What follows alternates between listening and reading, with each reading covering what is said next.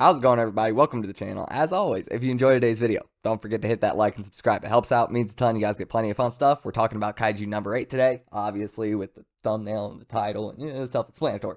Anyway, that's a good day when we talk about Kaiju number 8, am I right? First off, I need to state, shout out to Jonathan, one of my subscribers, a big commenter on my Kaiju number 8 stuff. Great ideas. This one, he had the idea of number 9 getting a hold of the number 6 weapon that is on cold storage. Remember, number 9 said, I'm going to take that power back from the humans, or something along those lines. That power might be the weapon made from number 6 that is on cold storage. That might be what number 9 is going after. With this in mind, it made me start thinking about other things that we're seeing and how this could possibly take a darker turn here in the future. And this isn't necessarily a series I would expect that from. I don't necessarily expect this to become a darker series, but it's being set up to where it could go either way. We win the day and it stays its similar tone, which I'm also fine with. Or we don't win the day and things start getting a little bit darker for everybody. Because lately we've seen Director General Shinomiya talking about cataclysms a lot.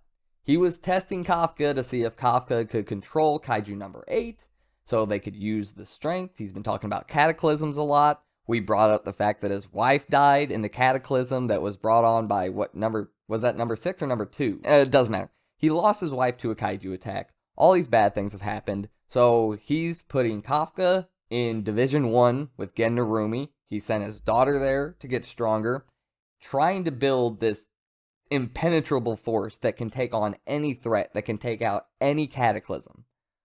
What if this cataclysm comes around, possibly with number 9 getting the number 6 weapon? Jonathan, I kind of hope we're right on this one. I'm just saying, this sounds kind of hype.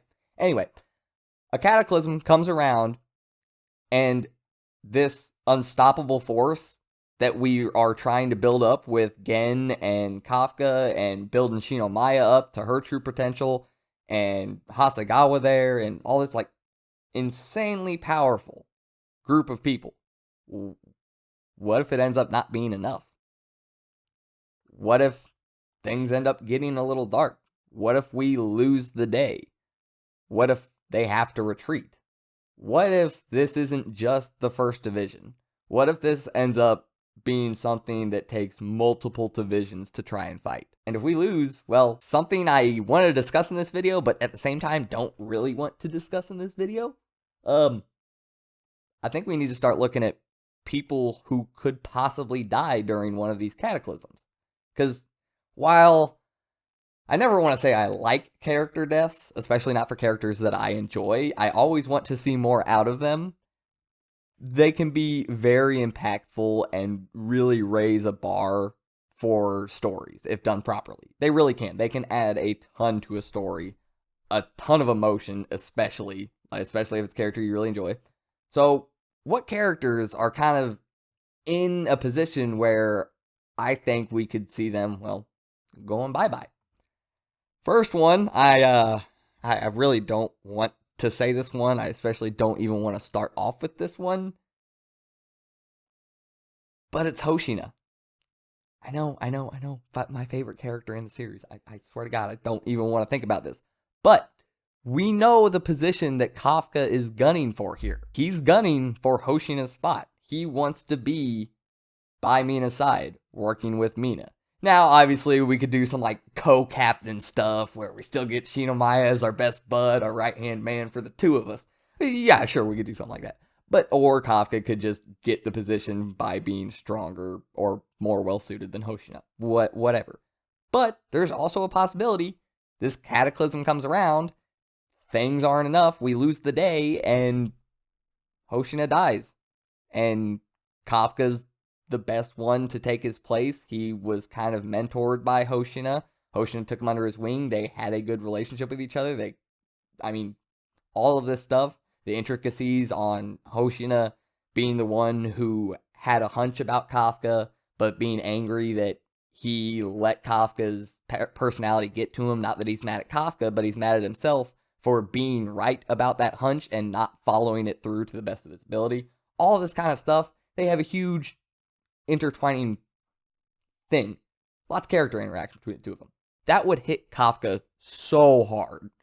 About the only person or two or maybe three people in the entire series that might hit him harder than that would be Mina for sure. I think that would hit Kafka harder than anything. However, I don't feel like Mina is going to die in the series. I feel like the stuff between her and Kafka and him wanting to be by her side, I feel like that's kind of what we're leading up to at the end. I feel like, or not, maybe not at the end, but at some point, I don't know. I don't feel like Mina's gonna. Anyway, with Hoshino, or who would hit him more? Maybe Reno and maybe Shinomaya. But I think Shinomaya maybe more than Reno. Reno is more like partner, yeah. Shinomaya, it's like partner, but also somebody with all the stuff with Isao and knowing what happened to her mom and all of this stuff. I feel like Kafka kind of feels like a protective uncle towards Shinomaya more than almost anything else, but also a friend. I don't know. I feel like that would really hit him if she died, but Hoshino, like I said, kind of a mentor figure. I feel like that would really hit Kafka really hard, and it would hit me hard, and I know it hit a lot of people hard. I don't want to see Hoshino go. So we're going to stop talking about this. Another one, somebody else I also just mentioned, Reno. Sorry, everybody. Reno fans. I know there's a lot of them. I'm sorry. I like Reno too. He's not my favorite, but I love Reno. This is one that it's like, I mean, he was the one who got Kafka, and I know I focus on the effects it has on Kafka, but he's our main character. So he's the one who got Kafka in here. If it was not for Reno showing up, mentioning this stuff to him, telling him, hey, they raised the age limit. You can try again if you want. All this stuff, Kafka would not be here if it was not for Reno. He wouldn't. Just 100% plain and simple. He wouldn't. He knows he wouldn't. Reno is a huge person to him. But as of right now, like I said with Mina, like there's a goal for Kafka and Mina to reach as a duo in the series. Kafka getting up there to be by her side. There's no set actual goal for Reno. He's never stated like, I want to get to captain level, or I want to be able to unleash at least 80% of my suit, or I want to be Kafka's right-hand man, or anything like this. There's no set endpoint for Reno, which granted, there usually isn't a ton of set endpoints for all the different main side characters, main side, those guys. The important but not main character people, they don't always have one, but still, you never know. It's one that could really hit Kafka. Narumi, I actually feel like, is a pretty decent chance. He's touted as being basically the strongest, if not one of the strongest people they got. So, him having to give it all up, and maybe it's still not being enough to win the day, he dies and we still lose, that is just daunting in general. To think that one of our top guys, this is why we have him here, is to kill, dies, and we still lose? Eeh. Not great. That's kind of scary. And I think, obviously, Papa Shinomaya honestly has a very good chance of dying before the end of the series. Like, I can see him saving Shinomaya at some point, Kikaru, and possibly dying from that battle, just like her mom. Now her dad, too, has died to a kaiju attack.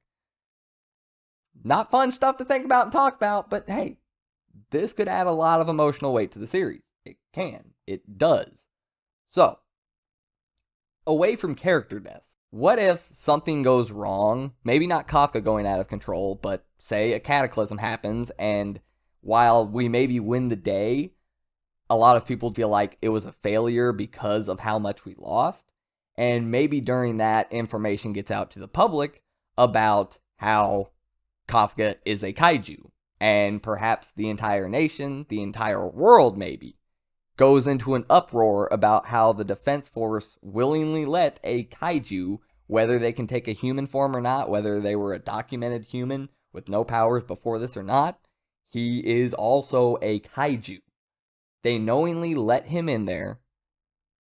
Mina is a childhood friend of his. She could get roped into this because they can say, oh, well, they probably knew he was one when they first let him in. That takes a much darker turn for the series. Mina and Kafka are hunted by the rest of the Defense Force, possibly, besides the 3rd Division.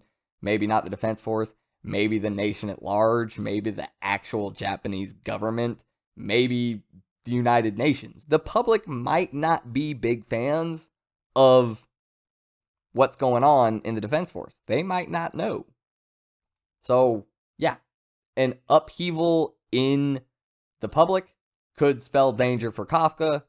The Defense Force could even be hit with that from the government and the public and be like, Kafka, we have to. Like, there's nothing we can do. Our hands are tied. This is the government and the entire country that want your head.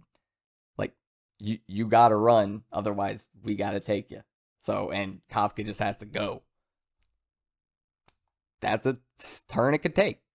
But yeah, all this talk about cataclysms and this focus on number 6 and number 9 wanting to take this power back from the humans, we could be setting up for some extremely, extremely bad things to come.